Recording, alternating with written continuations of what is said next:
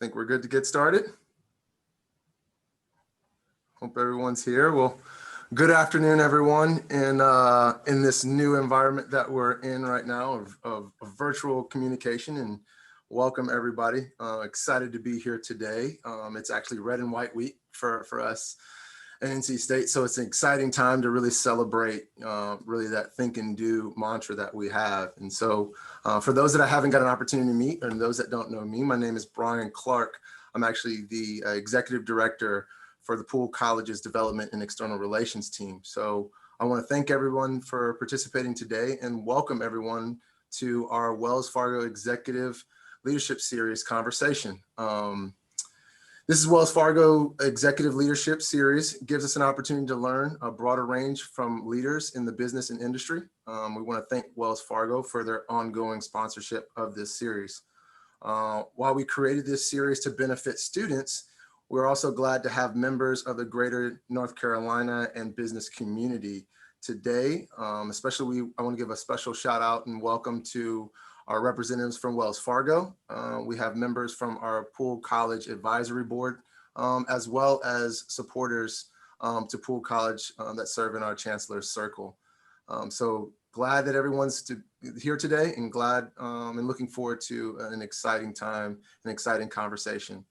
So I have the great privilege and the opportunity of introducing Carmen Maye Lucas, who serves as the Vice President and District Manager for Raleigh's West Market, who will be introducing our speakers. So thank you, everyone. Look forward to a really great conversation. And Carmen, I'm going to hand it over to you. Awesome. Well, thank you so much, and good evening. Hi, everyone. Again, my name is Carmen Maye Lucas, and I am the Region Bank District Manager at Wells Fargo. I am very excited to virtually welcome all of you today for the Wells Fargo Executive Leadership Series. We're speaking today with Steve Fechheimer, the CEO of New Belgium Brewing. And New Belgium is a nationally distributed brewery here in the United States, most known around the Triangle for their Old Tuffy premium lager. Frank Buckless, Dean of the North Carolina State Poole College of Management, is going to lead the discussion today with our distinguished guest. And at the end of today's conversation, time is allotted for a questions and answers session. You may submit questions into the question and answer section, either throughout the conversation today or when we transition into the question and answer portion of the event. There's a lot for us to discuss today, so let's please give Steve a very warm welcome. Steve. Carmen, thank you so much. Really appreciate the introduction. I'm excited to have an opportunity to talk with everyone here. Well, Steve, welcome again to Poole College and NC State, and thank you for taking the time to speak with us today. Our primary goal for this conversation is to give our students a chance to hear directly from a business leader about the challenges, opportunities, and successes they have experienced, and to inform and inspire all our guests. I want to give a little bit of background about you, Steve, before we get started with the questions. So Steve joined the New Belgium Brewing team in 2017, currently serves as the Chief Executive Officer. Prior to New Belgium Brewing, Steve spent nearly 8 years at Beam Suntory in Chicago, the world's third largest premium spirits company. During his tenure at Beam Suntory, Steve held a variety of positions, most recently as Senior Vice President and Chief Strategy Officer, where he focused on organic growth initiatives, acquisitions, divestitures, and global partnerships. Steve received a Bachelor of Science in Economics from the Wharton School at the University of Pennsylvania and an MBA from the University of Chicago. So Steve, now let's get on to our questions. So first, you studied economics. What were your career plans and what did you see yourself doing at that time? Well, first, thanks for the introduction. I'm going to take you and Carmen everywhere with me. I love to get such nice things said about me.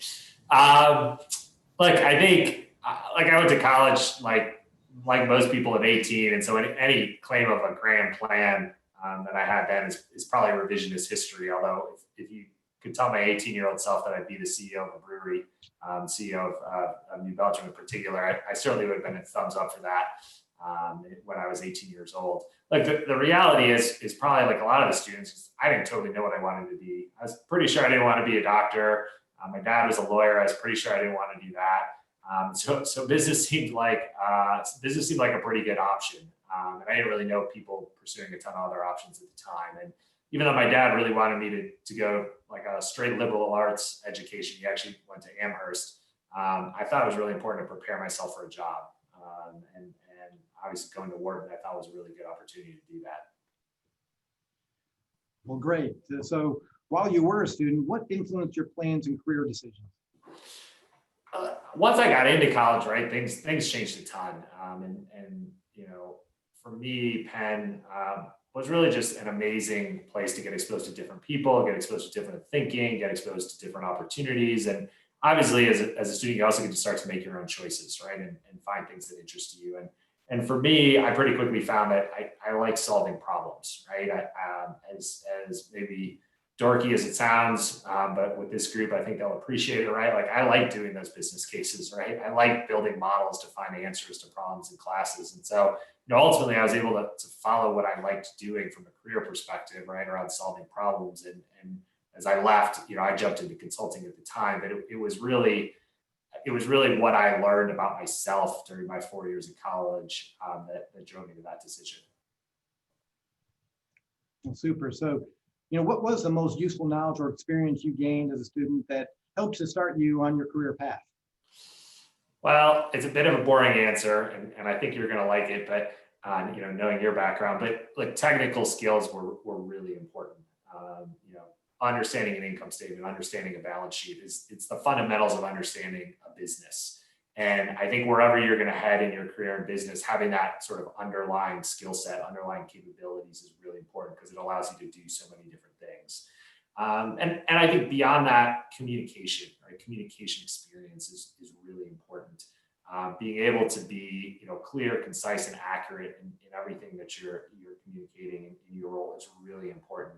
And I've probably seen that hold people back as much as anything in their careers, that they can't actually translate the really good idea or translate the really good analysis or translate the really good thought into a way that people can appreciate what they're really trying to get across, and they can take action from it. And so that's the other thing, is any opportunity you have around communication experiences it's really important to go after those. Well, super. And then both of those answers were music to my ears. So what advice would you give students to take advantage of while they're pursuing their degree here at NC State? Couple of thoughts. The first one is take that class that you don't want to take, right? If you're a finance major, I promise you're taking enough finance classes, right? Or if you're concentrating in marketing, I promise you're taking enough marketing classes, right? So take a lot of classes in the other disciplines. Take something in HR, right? Or take some tax class that nobody takes, right? Because at the end of the day, being well-rounded in those technical skills is, I think, really important to being able to build your career, but also having experience in different functions, right? You're better at marketing if you know something about sales, right? You're better in finance if you know something about HR. And you may also find something you really enjoy along the way. So I think that's the first thing. I'd say the second thing is spend time building your network. It's important. I still rely on both my undergraduate and my MBA networks for things. Even this month, right, I've reached out to people on some esoteric questions where I knew they were experts and I wanted their help. And of course, it's a two-way street. You got to be willing to do that too for people when they reach out to you. But beyond the friendship, which is obvious, and whether you're in college or getting your MBA, that network is really important to your career over time. Well, great. I appreciate that. And I will say, I reach out to my network dating back to my undergraduate days to this day. And it's amazing how connected we still are. Yep. So, moving on, you started your career in consulting. Could you talk a little bit about that experience and the lessons that you learned or benefits you gained from starting your career that way? Yeah. So, one of the things we've already talked about a bit, but I think is really important for early career development is really learning and experiencing different things. And consulting for me was, my view of the best opportunity to do that, right? You get a really knowledgeable workforce, whatever consulting firm you go to. Everyone's really smart. Everyone's really dedicated. People work hard. You get to see lots of different problems. You get to work in a lot of different industries. You end up with different managers, and so you see how different people work and how different people think. And look, there's other, you can go to investment bank, you make a ton of money, but I'm not convinced you learn a ton when you're seeing your seventh, eighth, or ninth deal, right? When you're 24. And certainly corporate America is a great opportunity too, but if you end up not liking the industry, you don't have quite as much opportunity to move around and experience different things. So I do think in consulting, having that opportunity to learn is important. And I didn't stay in it for a particularly long amount of time, but I thought it was a great training ground and a great opportunity to build a broad experience set. Oh, great. So what I'm hearing there is really get some experiences that can really broaden your perspective early on, which I think is great advice. So then, you transition from consulting to overseeing operations in the beverage industry. Tell us about that bridge between the two fields, and how did that complement your work in the various roles in those two fields? Yeah, so look, I left consulting probably for the reason a lot of consultants give for leaving, but at the end of the day, I wanted the responsibility that comes with being part of the leadership team and comes with seeing your decisions through. There's a lot of times I worked on great projects in consulting, and either they weren't implemented for whatever reason, or they were implemented and maybe they didn't work. And I just felt like you weren't getting that feedback loop as much or as frequently as I would have liked, because you don't know how those recommendations are playing out in the real world in terms of driving the change or the performance or whatever it was you were hoping to achieve. And so I felt like I was ready for that next challenge. And my first job actually wasn't in beverage. I briefly joined a startup called Sierra Club Green Home, and maybe we can talk about that a little bit more later. But I did return to beverage pretty quickly. So about a year after I left consulting, I ended up joining Beam Suntory. And at the end of the day, I kind of came back to wanting to be able to solve problems. I knew how much I liked that, but also wanting to know if I was right in those answers. And I thought I really got that opportunity at Beam, and I went in a way that many consultants do, which is sort of in an internal strategy group. And you said I left as the chief strategy officer, which I did, but in between I had sales roles and I had marketing roles, and really got to experience different parts of the organization, which was, again, for me, was still about that learning, and that was really important to me. Well, great. So you moved from being a quantitative person to really totally expanding that skill set you have. Yeah, for sure. So now, so you obviously you're in a major leadership role now. Would you speak to a little bit about your personal leadership style? Yeah, sure. Look, it's an interesting question. What I've come to learn is there's who you think you are, right, as a leader. There's maybe who you actually are as a leader in the grand scheme of people who are leading organizations. And then there's also this question of how does your team or how does your organization think of you, right, in that context. And hopefully the first two are pretty close, right? Who you think you are and who you actually are. Like, hopefully those two things are relatively aligned, although they aren't always. But hopefully those two are close. But what I found is even when that's true, the context of the organization that you're part of really matters in terms of how they perceive you as a leader, right? And so for me, I loved working at Beam. Matt Shattuck was the CEO the entire 8 years I was there. He was really into the details of the company. He really drove change, and he's probably the most impressive boss I've ever had in my career. But he was also really into the details, right? And as I followed Kim Jordan, she was the founder of New Belgium. As I followed her, and with New Belgium's history of being more entrepreneurial, right? I was like, I need to be a little bit different than how Matt was. I need to think, even though we were actually facing very similar problems, different scales, but I actually need to think about leading this organization in a different way, right? Because of their history of being essentially founder-led, right? And so I try to focus more on things around like being a pace setter, right? Around allowing and encouraging change and allowing and encouraging risk-taking, right? And asking people to try new things. And I thought I was doing a really good job of that.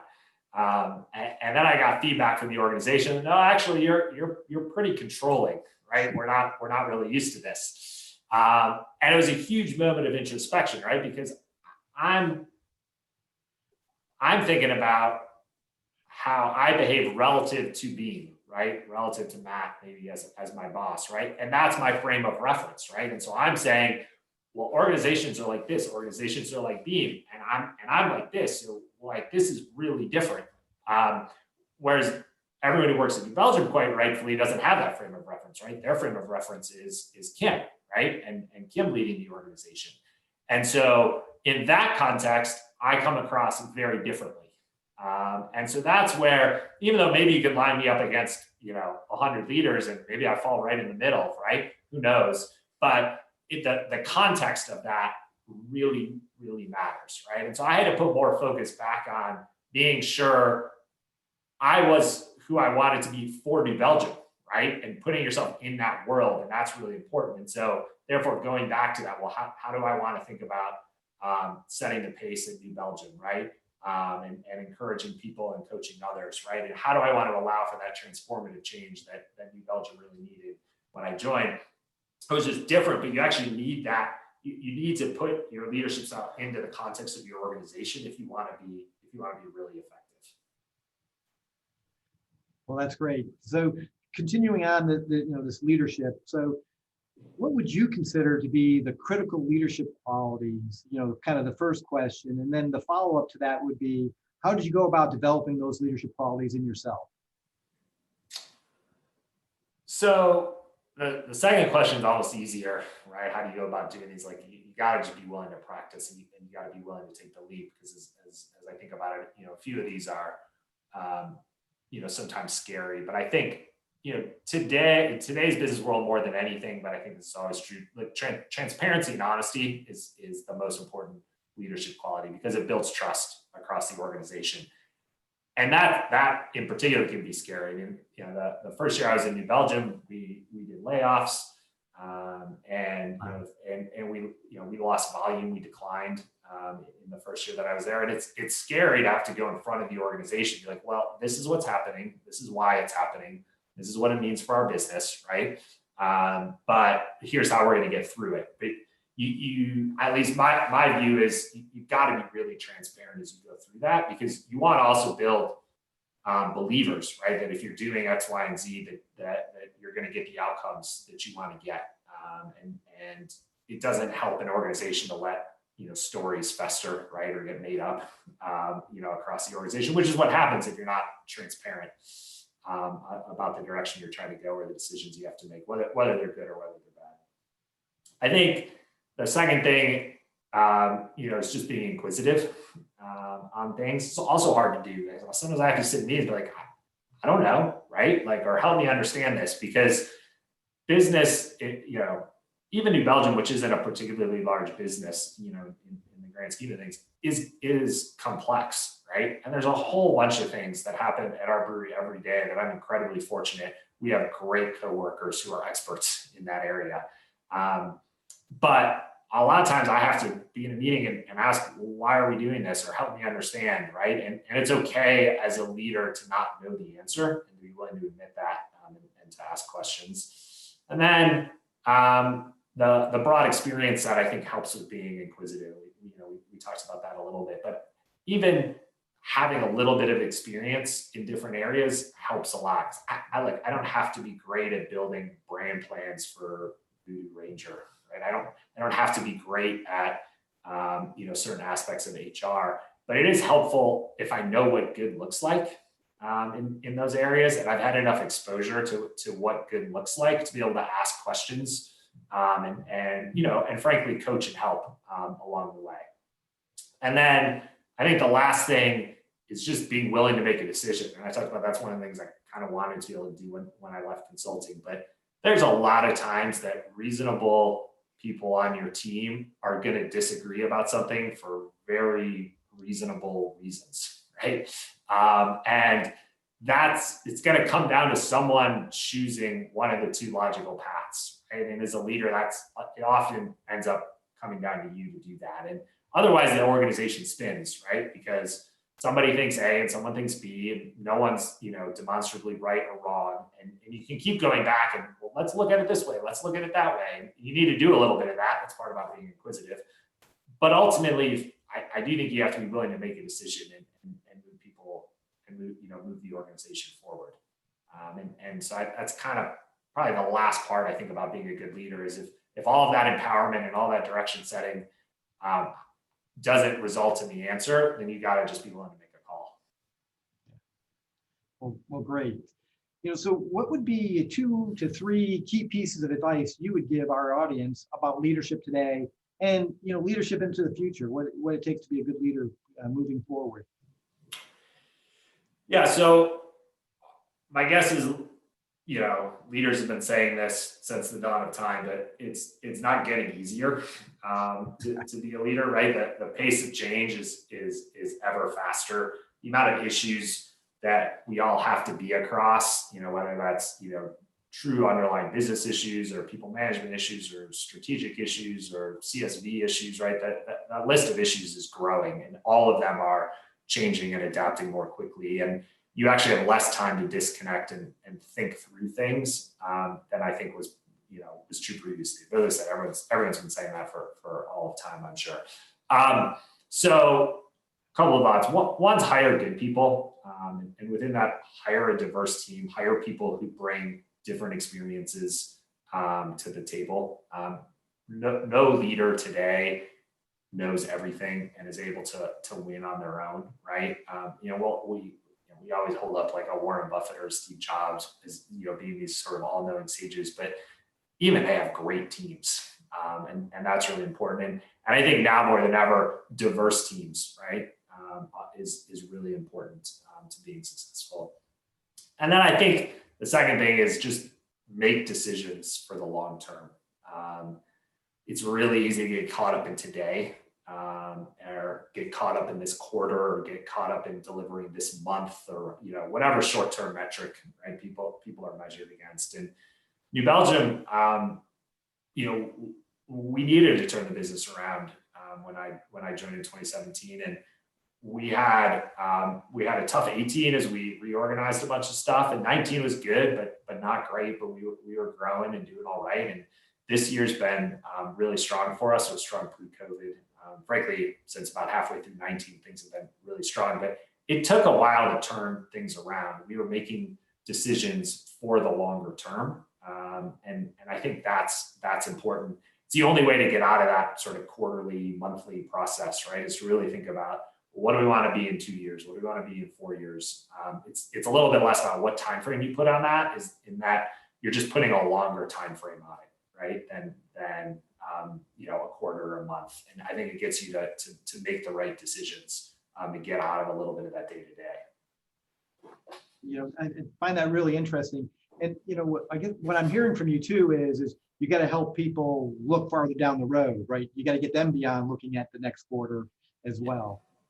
Well, there's a balance. Look, there are some people who really need to be looking at today, right? And it does become that question within your organization, right? I mean, we have to ship 81,000 barrels of beer this month, right? Like, that's a thing. We do actually have to do that. That's really important to do. But you can't have everyone thinking about the 81,000 barrels of beer we're trying to ship this month, right? Some people have to be thinking about, what kind of beer are we even going to make in 2022, right? Where are we going to make it, right? Like, so you actually have to split that up a little bit and make sure you've got great people focused on both. Yeah. Well, that's great. So now let's maybe change gear a little bit and talk about sustainability. So how have you helped make sustainability a priority in your career and then in your organization? Yeah. So firstly, it's just a bit of a personal passion point for me, and this was something that was important to my parents, right? And my dad does a lot of work at the Nature Conservancy, and we spent a lot of time outdoors together, camping and other stuff, right? So there's a little bit of, hey, this is a focus because it's important to me, and that got reflected in some of the early things I did when I was at Boston Consulting Group, for instance. We did a pro bono project for the city of Chicago about how do we get blue carts, which is the recycling carts that they have in the city of Chicago. How do we get those rolled out across the entire city? Because they weren't. They were only in select neighborhoods. And getting to work on a problem like that was really cool. We also, that same team who did that said, well, why don't we take on an internal initiative at the office, and how do we green the office, right? And this is almost 20 years ago. So some of the things we all take for granted now probably weren't true then, but just swapped out 4,000 light bulbs in the office and made the default printer setting 2 slides per page, right? But these are things that were less common then, right, than they probably are now. And then, as I said, when I left, I joined a company called Sierra Club Green Home, which was all about being able to bring sort of environmentally friendly contractors and services into your home, and really change the carbon footprint of your house. And that was in late 2008 then that I went to do that. And with the recession in 2009, that business didn't last long. And so I ended up at Beam pretty quickly there. But I think, switching to New Belgium, it's one of the reasons I joined. I think it's also important now that, companies are thinking about this, because it's so important to people in their 20s and 30s to join companies that care about these things and are actually doing things. And it's one of the reasons, certainly, that I came to New Belgium. New Belgium talks about proving business can be a force for good. And I think there is a lot that business can do in that space. And that was something that excited me to be part of that. And recently, for people who follow us more closely, you've seen that Fechheimer is now the first nationally distributed carbon neutral beer. I'm really proud that we were able to do that, and we had to really design a process, right, to make that happen, which was cool. And we've adopted a 2030 carbon neutral goal for the entire organization. So we started with Fechheimer, but we're going to get there for all of New Belgium by the end of the decade, and that's already kicked off projects, right? That we're doing internally, and certainly a lot of things internally that we can control around efficiency, right? And so, we're doing some of our own things with our electrical and our lighting throughout the brewery that we just approved. We're improving the amount of energy we are increasing the amount of energy we produce on site, and turning those commitments in to real actions that really make an impact. And so that part of it's been really cool to see happen. Well, that's awesome. So now, if kind of looking down the road, so, how do you see, business and sustainability kind of, intersecting 10 years?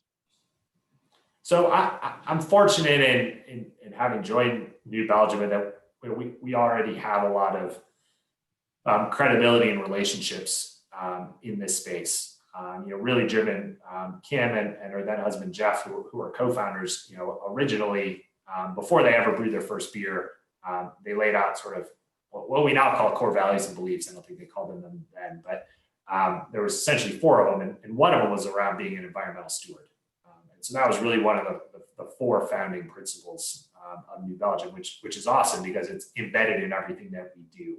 There's a lot of companies who don't have that embedded in their history and are truly doing amazing work to now be leaders in the space. But it's nice when you started that way.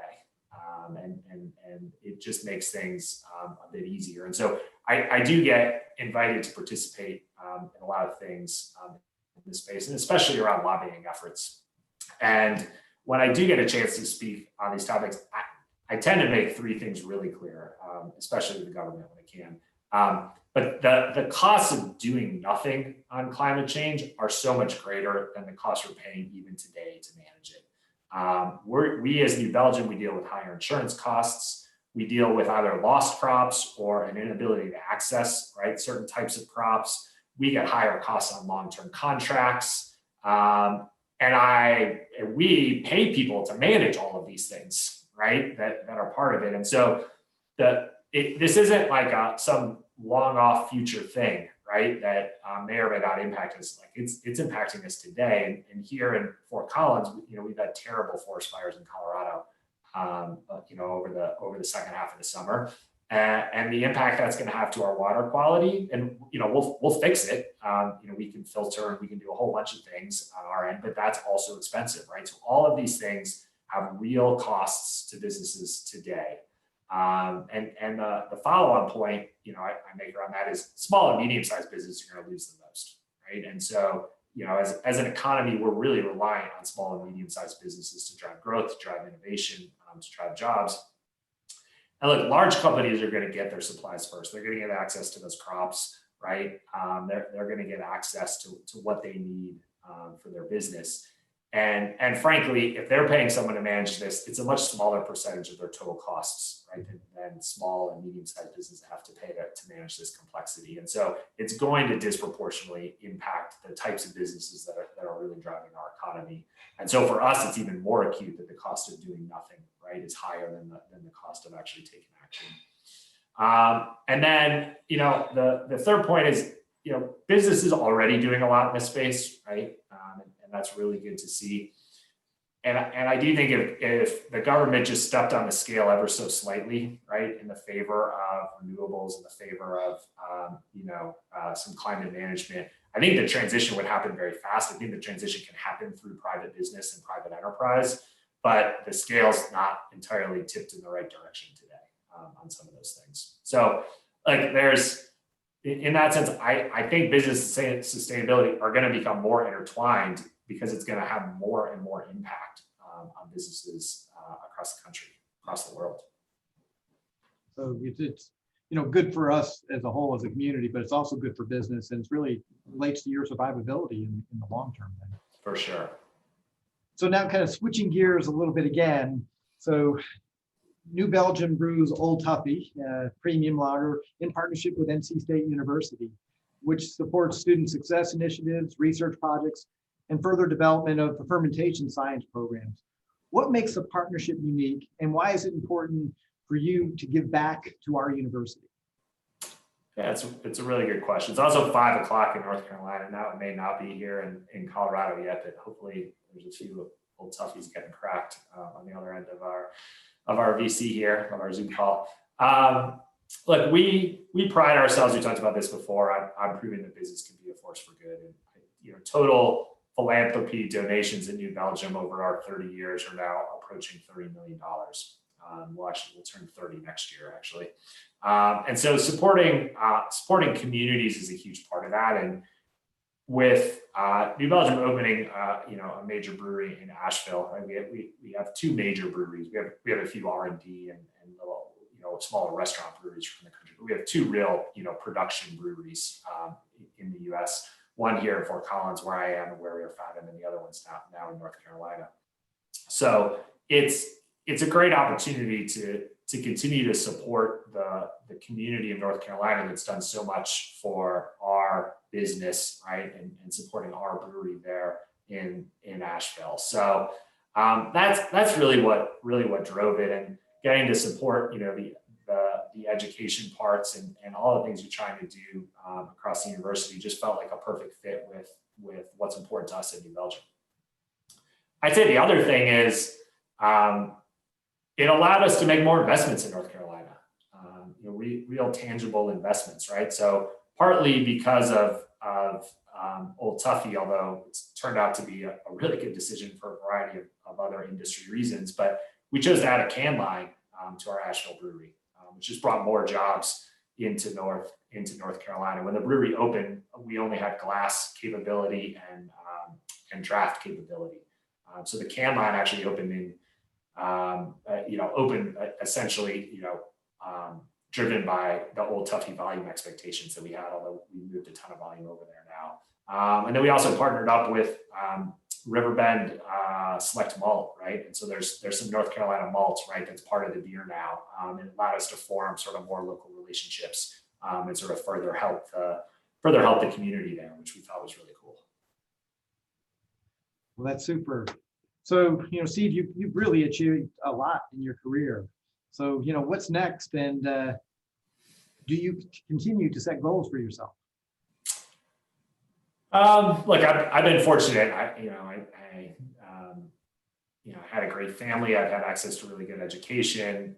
I've worked for companies that have treated me really well for the most part of my career, and I've had bosses who taught me a lot. And yeah, I guess there's hard work in there too. But some of what I've been able to do at this point is also a mix of just good fortune, and I'm certainly cognizant of that. And so it's a bit hard to say what's next. I'm really excited for what we're doing at New Belgium. I think this whole idea that business needs to lead on some of the really important change issues that are out there in the country and the world right now. That means a lot to me, and I think there's a lot we can do there. And that's really my focus, is figuring out how does New Belgium play the role that it deserves to play in driving that change. Well, super. Well, I really appreciate, you answering all these questions. So, I'll leave as my last questions before we go to our students and say, do you wish to share any further career tips with our students before we open it up to them? Yeah, sure. I get asked this question a lot. I kind of give a similar answer all the time. I think people in their 20s, I found, they get really nervous about their careers, right? Am I in the right job? How much should I be making for this job? Do I have the right title? And generally, and they can compare themselves to their friends, right? It's part of that, which is really popular if you're 24, 25. And generally my coaching there is calm down a little bit. That your 20s, I find that they're really about learning, about finding your passion, right? You started by asking me, sort of about my college choices. Like, well, I didn't know what I wanted to do when I was 18 for sure. Arguably, I only had a sense of it when I was 22. When I graduated, and use your 20s to find your passion, and don't worry about this job pays a couple $1,000s more than that one, right? When you graduate, it's going to be, it seems huge right now. You may be coming out with debt, or you need to rent your first apartment or whatever it is, and it seems life-changing. But take the job where you think you're going to learn the most, and take the job where it's going to give you the best chance of sort of finding what your passion is. And then look, use your 30s to get good at that thing, whatever it is, right? That's kind of how I think about it. So that's your 20s is about learning. 30s is about, what do you have a passion for, and can you get really good at whatever that thing is, right? And then as you roll into your 40s, right, you can think about being rewarded for that, right? And maybe that's monetary. That's great if it is. Maybe it's personally, you want to drive change. Maybe you want to run, a nonprofit, whatever. But however you define success, once you found your passion and you've gotten good at it, right, then you can go achieve whatever it is that you're hoping to achieve through that. And it's unlikely that all comes together when you're 25, right? It's much more likely that's going to come together a little bit further into your career. Super. So, I'm definitely hearing, find that passion, and that you're really not working, and also be patient. It's not going to happen overnight. Yeah. Well, I really appreciate you taking the time to answer questions to me. Now we'll turn it over to our students and our audience, and give them a chance to ask some questions. So we'd like our students and audience to please submit questions in the Q&A box that's at the bottom of your screen, so that we can answer them. And Ann Clark will read our questions from the Q&A. Absolutely. So can you speak to the Old Tuffy story and how New Belgium and NC State collaborated on this fantastic product? You've answered that a little bit, but I think a little more about the story. Also, are you rolling out similar programs with other universities? Yeah, so I think we kind of talked about why, right? Why North Carolina State, and it was important to us to have that investment in the community. And frankly, the two, us and North Carolina State, we sort of approached each other almost simultaneously on this. I think it was something that the university was really interested in. It was something, we had just opened the brewery in Asheville not that long ago. We were one of the few people who were actually doing these kinds of sort of brewery collegiate partnerships. And so it sort of came together quite naturally because of all the different things, both organizations were pursuing. But it's been a ton of fun since we made that happen. And as I said, we're really proud to be able to support NC State. So our next question, how has the role of tap rooms changed during the pandemic versus individual can or bottle sales? Also, we have a call out saying that we would love a New Belgium Raleigh tap room to open post-pandemic. All right, well, we'll give some thought. I would love a Raleigh tap room to open post-pandemic. So we'll continue to give that some thought. The role of tap rooms is very different depending on its importance to your business. And for New Belgium, we run a pretty significant taproom business at both of our breweries, so in Fort Collins and in Nashville. We also have another brewery that we own called Magnolia in San Francisco that has a few brew pubs in San Francisco. The reality for us is, coworker health and safety was really paramount to us as COVID hit in March. We were the first to close down, and that certainly has a negative business impact to us. But for New Belgium, it's a relatively small part of our business. We were able to reopen our tap rooms a bit over the summer, although with very limited, visitation numbers and all those things. And we've now closed them all back down. But for us, as I said, it's not a huge part of our business. For smaller breweries, and I'm sure many of you are aware of whatever your local breweries are in your neighborhoods.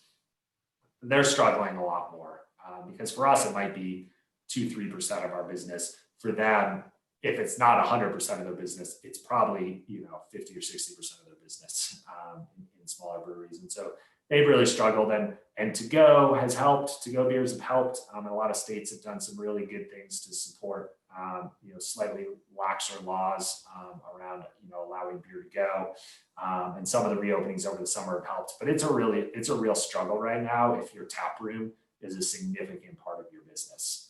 And so we really feel for those that have been impacted, and also for our customers who are bars, right? Bars and restaurants have been hugely impacted in a lot of the same ways. And so those people that have been such great customers in New Belgium and such great storytellers for us over the last 30 years are now the ones that are hurting the most. And we've done a lot of fundraising. I think we raised over $150,000 in North Carolina for impacted, bar and restaurant workers.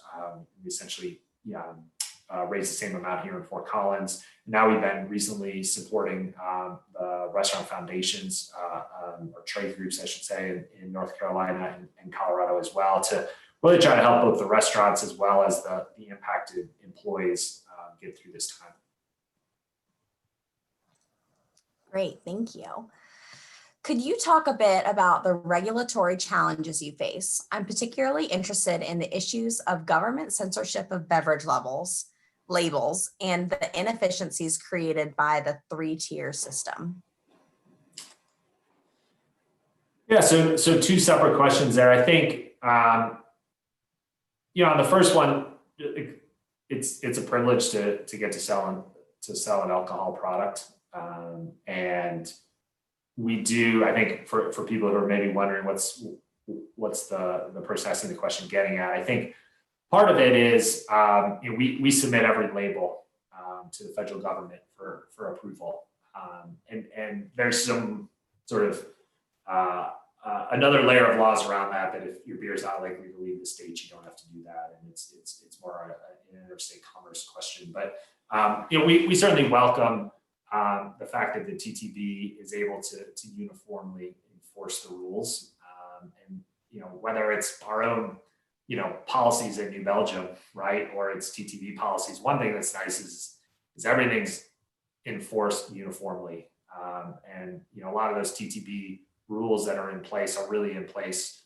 to protect the consumer, right, to prevent marketing to underage kids or misleading communication points in our packaging. And so in that sense we do support that. We do think that's important, and sure, I'd love for it to be faster and easier, but frankly I think the TTB does a pretty good job in approving labels and helping regulate the industry.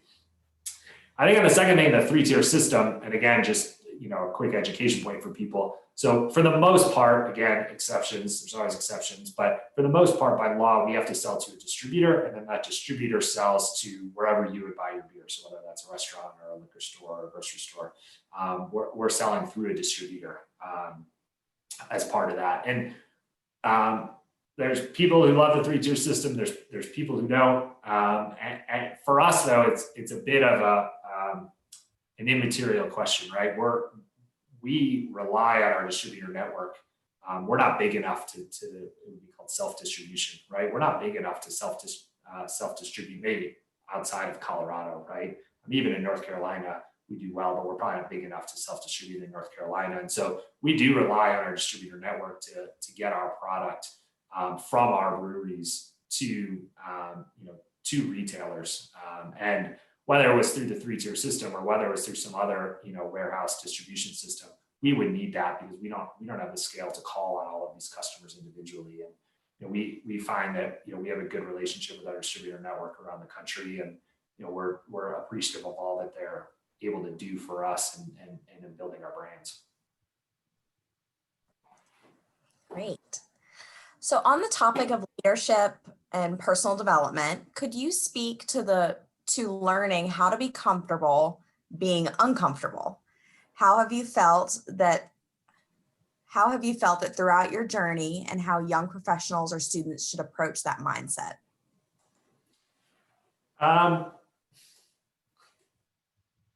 My answer is not going to be particularly helpful, which is you just kind of have to do it. And one of the things I do ask people a lot is like, so what if you're wrong, right? And I do think that's the one really, really helpful question. I talked about sometimes leaders have to make decisions, but depending on what you're being uncomfortable about in this situation, it's like, so what if you're wrong? Because usually if you actually talk through that rationally and you say, so what if I'm wrong? You're going to find out that actually being wrong is probably not that huge of a deal. Like no one likes to be wrong, but you don't have a chance to be right unless you take some chance of being wrong as well. And so I do find, even for myself, walking through that question, okay, so what if we do this wrong, right? And what's going to happen because of it? And two things can come out of that, right? So one may be, you calm yourself down, right? And you realize, okay, you're right. Even if I'm wrong here, it's really not that big of a deal, so we should go do this. The other thing you may say is like, oh, well, if I'm wrong about this part, actually there's a pretty big problem. And then that can actually cause you to rethink it. It's like, well, maybe I don't launch this product nationally, right? What if I test it in 2 states? Because I can afford to test it in Colorado and North Carolina and be wrong, but I can't afford to test it in 50 states and be wrong. And so if you do ask yourself that question, you do decide that being wrong is too painful, however you define that, right?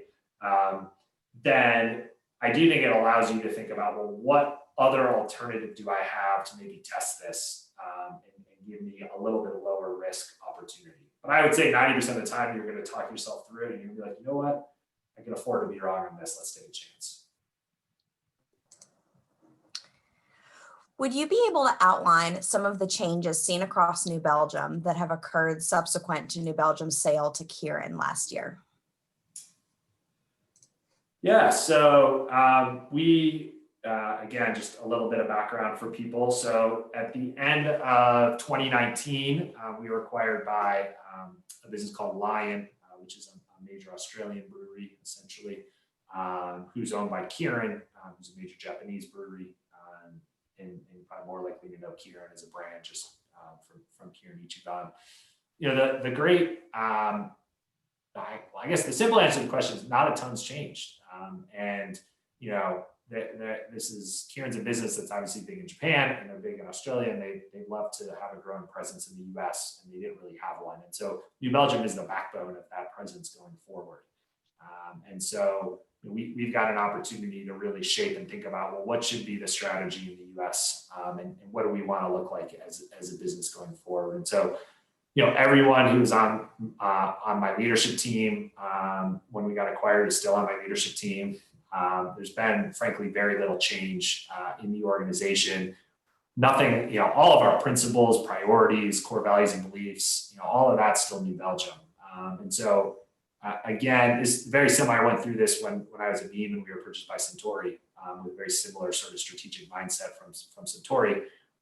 We still get to be, and we got to be in the situation when I was with Beam, we still have to be ourselves and be our company. And that's what was valued as part of this. And so I do feel fortunate in that, and that not a ton has changed. And it's kind of the reality of where we are. Do you see any role for artificial intelligence or machine learning and more prescriptive business analytics in the beer business, or in how to make the beer business more sustainable? So it's interesting. When I was a consultant, I worked in a lot of different consumer products categories. I worked in beverages, I worked in blades and razors, and a couple others. And then I was even in spirits for a long time, obviously. And all of those industries have way better data than beer does. Beer as an industry really lacks good data in terms of what's happening in the industry. So from sales rates and all those kinds of things, the data is just not as clean for a variety of reasons as it is in most industries. And a lot of that's driven by the fact that the points of sale are very dispersed. So, to have really good data analytics, you generally need to start with good and clean data, which is something we don't totally have as an industry yet, but I think we're getting better at. There's always ways to get better from a brewing perspective. Most of our brewery was, at least our brewery in Poole College has been built over. The company's 29 years old, but on our current site we're about 24 years old. It's been built in parts, right, over time. And we're actually going back and essentially rewiring the entire brewery, recontrolling how everything works there.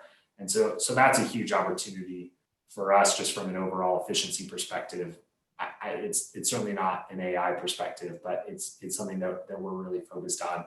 I don't think we haven't evolved to be thinking about AI as much as New Belgium, or frankly, I don't think as an industry. But my guess is that's part of the future. I did watch Social Dilemma last night just by chance. Now that I'm answering this question, so that certainly provoked a few thoughts throughout it. But we're not there yet as New Belgium. How do you develop professional confidence in whatever career you pursue? It's a good question. I don't think I've been asked that one before. Look, I think at least for me, I guess I can only answer this question from a personal standpoint, but confidence comes from, at least for me, from knowing what you're doing. And it goes back to a little bit what the dean and I talked about, which is having a core set of skills and knowledge and capabilities. At least for me, and again, it's really a personal question, gives me the confidence to make decisions or recommendations, or make an argument around a strategic direction, because it's based in facts, right? And I can go all the way back to when I was a consultant at Maricon, and I can slightly oversimplify the framework, I guess, but it started. Every project we did there went through the same 3 steps, right? It's create a fact base. So understand what's happening. What are the facts? What do you really know about this? Create a set of alternatives, right? That could represent your future state, right? And then go evaluate those alternatives and then make a decision. But it comes back, everything's built off that fact base, because if your fact base is wrong, your alternatives it's not going to be the right set of alternatives, and you're not going to evaluate them in the right way. And so if you want to have confidence at the end of that process, you got to start up front, I think, with really good facts, and that will drive confidence throughout the entire process. I was wondering how COVID has affected New Belgium's plant capacity. How has the can shortage affected your company? So again, a little bit of context. At the highest level, because there's not much kegged beer out there today, right? People aren't at bars and restaurants drinking out of kegs, and because there's not much fountain soda out there today, because people aren't out at restaurants, all of that volume is getting replaced by cans for the most part, and so the canning business is actually extremely capital intensive and really only makes economic sense when it's run at really, really high capacities. And so the canning industry itself doesn't generally carry around a ton of excess capacity.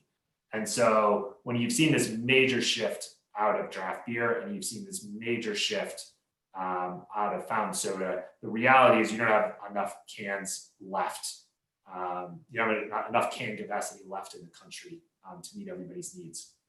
And so there's always a backlog, right, of inventory in the system. And so it was interesting. New Belgium's problem for essentially call it April, May, June, and July was we could not fill cans fast enough. We were the limiting factor. But that's because there was an excess of sort of unfilled cans, right, that sat out there. And everyone was sort of bleeding down their inventories. Most people have this problem, right? Their limiting factor is how fast can they fill cans.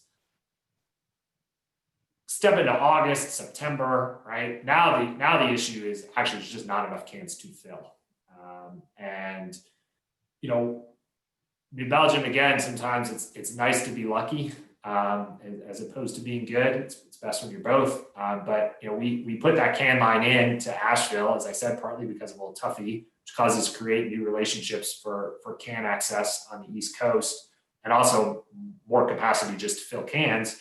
And so that's, you know, generally worked out okay for us. But you know, as I think about 2021, for us, for our industry, for the non-alc industry, access to cans is going to be one of the biggest questions that we're all facing. And unfortunately, it's a global problem. So all those dynamics I explained for the US, it's no different in Europe, right? Or, you know, in Asia or Australia or wherever. And so it's not even necessarily clear that it's a problem that can be solved with money, right? I can't just go to Europe and say, okay, I'll import empty cans and I'll fill them from Europe, because all of the people in Europe need those cans too. So it's going to be a crunch for a little while for everybody, I think. I think, you know, you've already seen some craft brewers move product back to glass. And I think you'll continue to see a little bit of that as we try to work through this in 2021. And then, you know, presumably at some point things return to normal and, you know, keg business grows again and fountain soda business grows again. And maybe we'll see a bit of a normalcy return on the market. This is going to be our last question. What does the decision-making process look like when deciding which beer styles the brewery will make? How do you judge the market? So, you know, first we are able to look at outside data. So I said that, you know, the data in our industry isn't perfect. It's far from perfect, but it's not non-existent. And so we are able to see, you know, where consumers are going from a preference standpoint. You basically today in the marketplace see three things, right? So IPAs, which are now really the bedrock of craft, are continuing to grow like crazy. And so there's a lot of opportunity in that space, and so we continue to participate there. The other thing you're seeing growing is premium lagers. You know, lager's always been the sort of the easiest drinking part of the beer category, if you will. But consumers still want premium products and access to premium products, and that's really important. So you're seeing the premium part of lagers grow. That might mean you know, a Mich Ultra or a Modelo or something like that are you know, big drivers of growth within our industry, and we get to participate in that through brands like Old Tuffy. You know, that's part of why the beer is designed as it is because premium lagers are still a really, really important part of the beer category. And then of course seltzers. Seltzers the other thing that are on fire, and we'll be participating in the seltzer category next year as well. But, you know, to the questions, you know, we follow a consumer first and foremost. Then we use our tap rooms to really get the liquid right. So that's the second part. It's like, it doesn't take you know, rocket scientists to appreciate, well, if you're a craft brewer, you should probably have an IPA. Then the question becomes, well, what does your IPA need to taste like? How do you know that you nailed that? And so we can use those controlled consumer experiences at our tap rooms to really get feedback on the beers themselves. And we can try tons of different things on tap. And we have you know, we have a pilot brewery that we use, right, to try new recipes and then get those things on tap really quickly and get consumer feedback. And so that's how we choose the actual beer. But we let the consumers really sort of drive the category part of the question.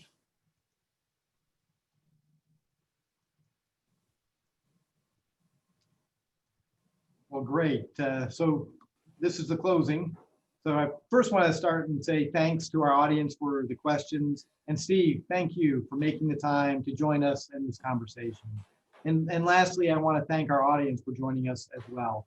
We look forward to seeing everyone again in the spring for our next Wells Fargo Executive Leadership Series presentation. So thank you, everyone. I hope everyone has a great night. And Steve, again, thank you very much. Really enjoyed the discussion. Yeah, thank you so much for having me, and maybe we can run it back next year in person, hopefully.